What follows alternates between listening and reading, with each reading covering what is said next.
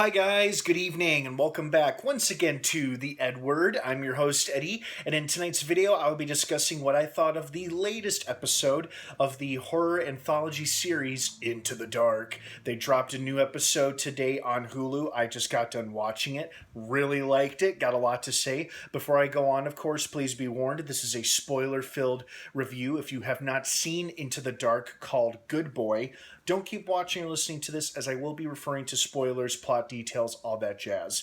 You know, when they first advertised this episode, I wasn't sure which holiday this was supposed to be based off of, but I was looking it up without spoiling it for myself, and I found out it was inspired by Pets Appreciation Week, which I guess is either this week or it's something that happens in June. I don't know. Close enough, whatever gives us an entertaining horror-based story, I'm fine with it.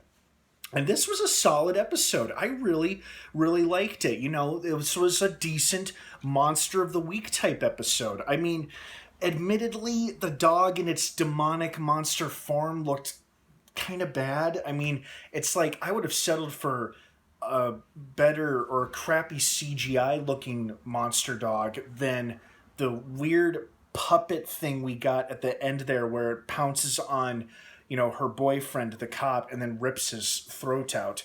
What I thought was so cool about this episode is that we've seen similar stories like this in other horror anthology based movies and shows where the character becomes terrified that their supernatural companion is doing these terrible things and they try to get rid of it right away, where she actually keeps him around for a considerable amount of time because the more he eliminates problematic people in her life, the better her life becomes.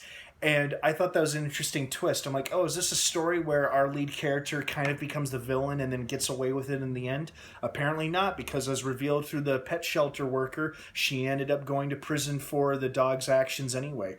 Although I don't see how, because evidence clearly shows that all the people who died were all mauled by a large, crazed animal.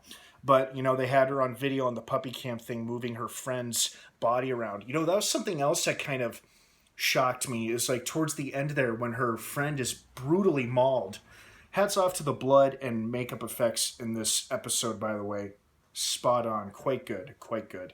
Anyway, I was like, wow, she's actually kind of become a little more cold regarding human life, because she even is saying, I'm sorry to her friend, the girl she used to babysit, but she doesn't seem that choked up about it. I mean, yes, it is what prompts her to finally abandon the dog, but she just didn't seem as emotional and as choked up and angry about it like any normal person would. Like, she watched someone she had known for almost 20 years or so be brutally mauled right to death right in front of her, and her reaction to the dog is drop it, and then it eats her nose anyway. I mean, that was kind of morbidly funny.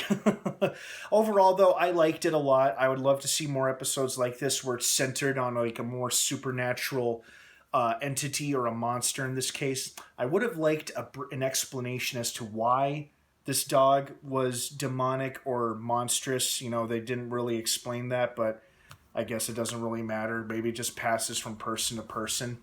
What I did like, though, was like I said, I enjoyed how, when the protagonist realized what was happening, instead of stopping it right there, then she allowed it to continue because she realized it was making her life far better. And there was a part of me that wanted her life to keep getting better, because she had finally met a nice guy, she got a promotion at work, and the people were giving her grief were out of the way. I'm not condoning murder or like death by animals, by the way, just for the record. I want to make that clear. But, I loved how the protagonist, for once, for the first time in a long time in the history of Into the Dark, our main character was likable and relatable. And she felt very real in a very unrealistic situation. The unrealistic situation being a demonic monster dog kills people to help or protect its owner. So, I mean, I loved it. I loved the twist or the take on how it's like basically a therapy or emotional support animal gone bad. that was the story we got. And I enjoyed it. I really liked it. Judy Greer did a great job. I've seen her in a ton of movies and shows. It was so awesome seeing her in a lead role like this. But what did you guys think? I want to hear your thoughts and opinions down below in the comments section. Thank you so much for watching. I hope you're enjoying this season of Into the Dark as much as I am. Thanks again for watching. Have a great rest of the night. New episodes usually drop the first Friday of every month. I don't know why this month was different, but I believe we're back on track for the first Friday in July next month. So keep your eyes open. Have a great rest of the night, guys. Thanks for watching. And of course, until next time, may the Force be with you.